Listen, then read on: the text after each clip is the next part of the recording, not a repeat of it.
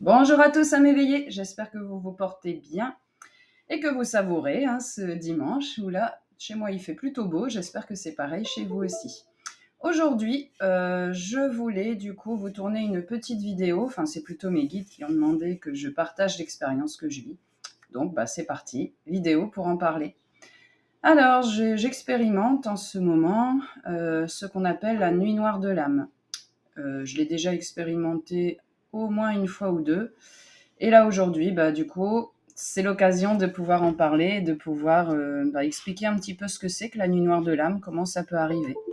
Donc déjà, ce que la nuit noire de l'âme n'est pas, ce n'est pas une dépression, ce n'est pas des attaques psychiques, c'est pas une fatigue non plus spirituelle ou psychique.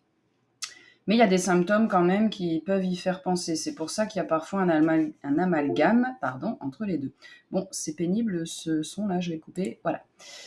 Donc, voilà déjà ce que ça n'est pas. Par contre, quand on a une nuit noire de l'âme, ça se lance juste après, enfin ça arrive juste après une évolution spirituelle. C'est comme ça qu'on sait si on est dans une nuit noire de l'âme ou si on est plus sur une dépression ou autre chose, quoi. Des attaques psychiques, comme je disais avant, des fatigues, la fatigue, etc.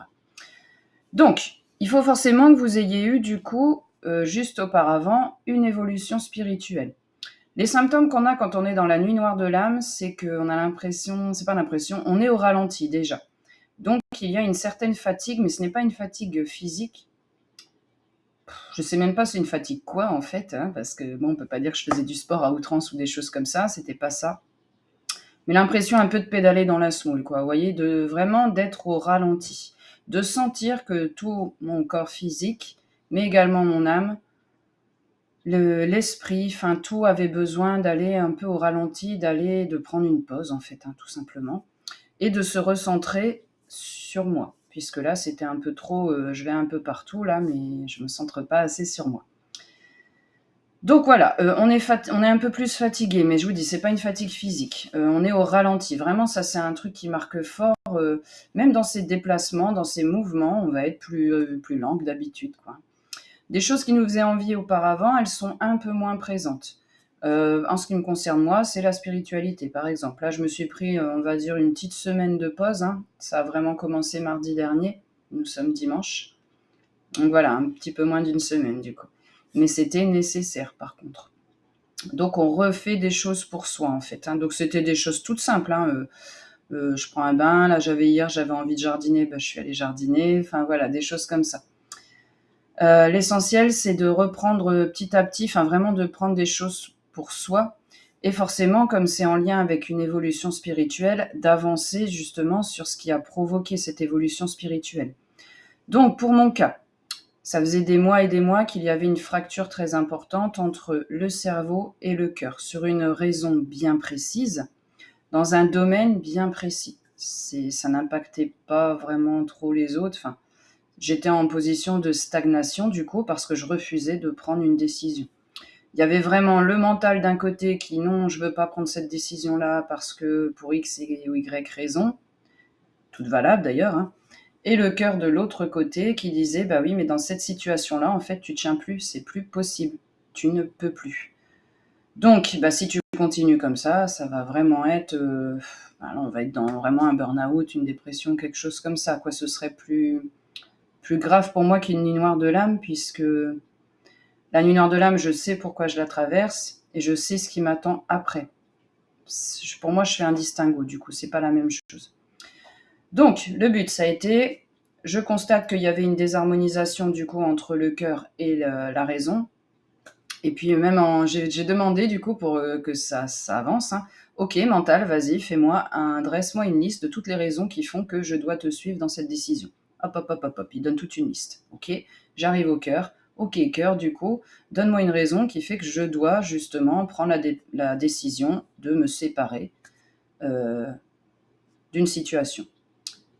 Puis en même temps, pendant que le cœur parlait, je me disais, toutes les fois où tu as écouté ton mental, de toute façon, tu t'es pris un mur. Donc, il vaut mieux aller écouter du coup son intuition. Donc je savais que la décision était la bonne. Ça ne veut pas dire que ça fait pas super mal au ventre, que ça fait pas mal au cœur, qu'on n'est pas bien, parce que c'était une décision qui était extrêmement difficile à prendre pour moi. Ça faisait des mois et des mois que je reculais.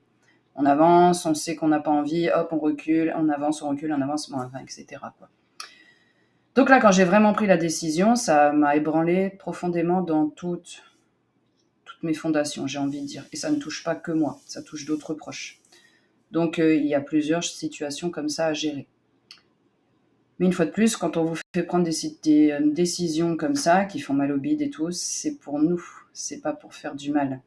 Donc c'est ce qui fait que je peux naviguer du coup dans cette nuit noire de l'âme. D'ailleurs, depuis aujourd'hui, je commence à me sentir mieux, à avoir plus envie de me réouvrir au monde.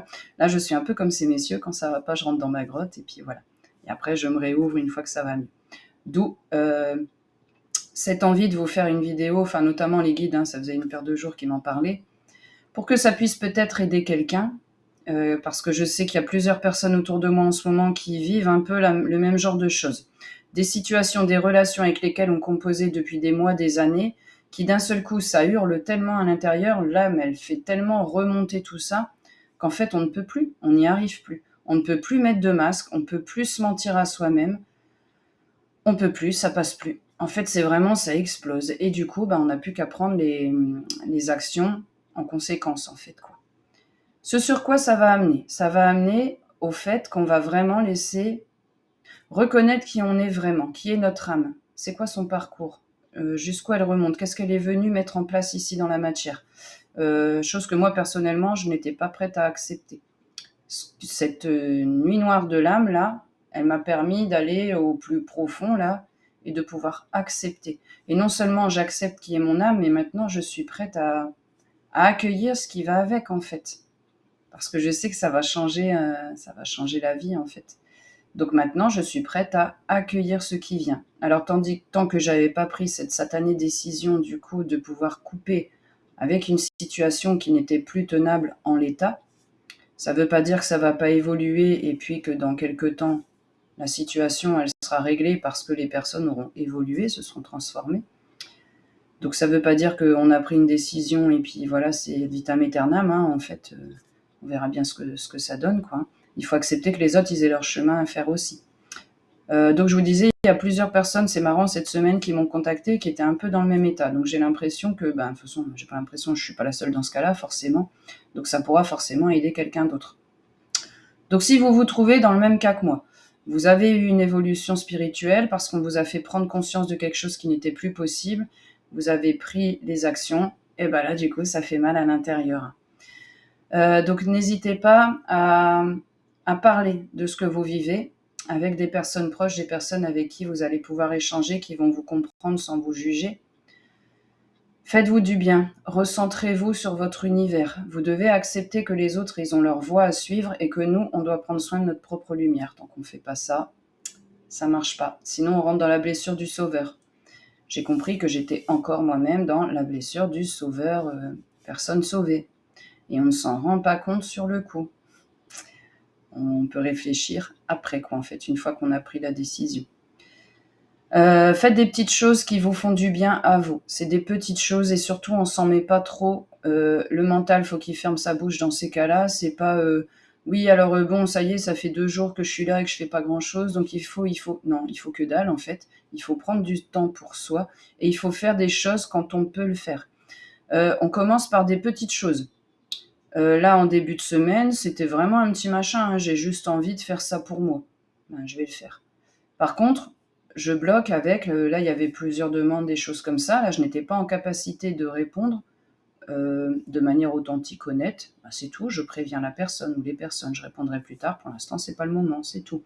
Donc, il fallait fermer des portes d'un côté, reprendre du temps pour soi, petit à petit se réveiller, j'ai envie de dire, et de réavoir envie de mettre des choses en place dans la matière. Et c'est un processus naturel. C'est voilà, plus on va résister, plus on va écouter le mental en disant il faut que j'avance machin, moins ça va aller. Donc on prend le temps de guérir, en fait, c'est tout. On guérit son cœur, on guérit le chakra sacré, il y a les émotions qui sont là-dedans, on guérit le plexus solaire aussi, parce que ce sont sans aucun doute des situations qui vous empêchaient de rayonner. Et que là, on a mis face à vous pour que vous puissiez aller transcender ça. Voilà, est-ce que vous avez autre chose à dire, les guides, par rapport à ça? Non, ils me disent, enfin, ils redisent ce que je vous ai dit auparavant, hein. Donc là, la mission qu'on a pour l'instant, l'objectif qu'on a en commun, puisque j'ai je dis plusieurs personnes qui m'en ont parlé, où on est dans le même état, on prend soin de sa lumière personnelle et on laisse les autres aller faire leur truc là. Faire leur chemin, prendre leurs propres décisions et les laisser avancer. Et après, on verra bien si les chemins, ils nous ramènent les uns vers les autres, ou si c'est qu'on a effectué les missions qu'on avait à faire ensemble. Et dans ces cas-là, je m'éloigne d'une personne ou d'une situation. C'est tout. C'est parce que c'était à vivre, en fait.